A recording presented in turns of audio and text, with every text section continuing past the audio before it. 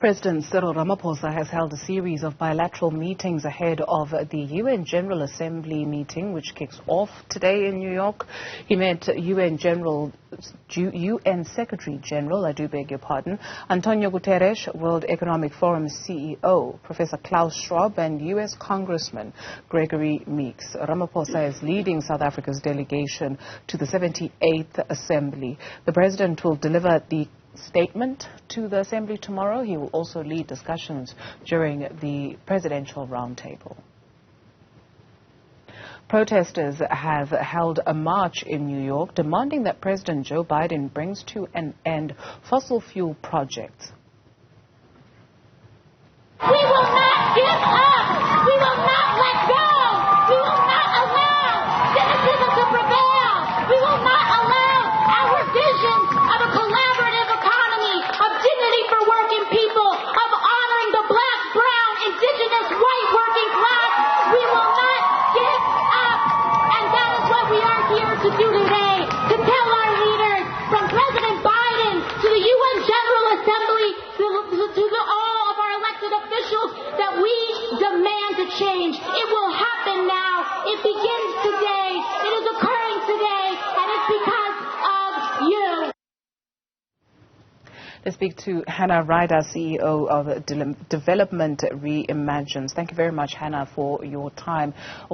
Almost like deja vu, hey? So you've got a meeting of world leaders, and outside you've got a number of protesters. What makes this here meeting any different from what we have seen before? Well, this is a larger UNGA than there has been for many years because of the COVID pandemic. And so we are having a number of more African leaders than before, for instance, being able to go to UNGA once again and to be able to put across the African perspective on a number of global issues. So I think it is actually a fairly important UN setting. There are a number of leaders, not necessarily African, who are not going to be participating. Nevertheless, you know, the UN as the General Assembly is the forum where every country gets one vote. Every country gets to make a speech about what their priorities in the world are. And so I think it is a very important setting for us to be looking out for and really understanding what different countries and leaders think about the future of global cooperation. Muammar Gaddafi, Haile Selassie, Miriam Makeba to some extent, they've appeared before this body before. Given that the United Nations Security Council, the majority of its issues have got to do with security on the African continent, yet there is not a permanent representation, to what extent or what needs to be done to reimagine that? Well, there's all sorts of different proposals. The African Union has had a proposal for how the UN Security Council itself, which is a particular part of the UN, should be reformed. For instance, that proposal has been around since 2012 for two African seats, full stop, permanent seats. There are 2 African seats, but they are non-permanent, so every African member state has to vie for it every 2 years. But there are also other ideas, for example, a complete reform of the United Nations Security Council, which would involve, for instance, getting rid of veto votes or actually having non-permanent members all the time. Whether these ideas are discussed at this particular UN meeting is another question, though, because, for example, there are many other priorities, for instance, questions around, obviously, numbers of different conflicts around the world.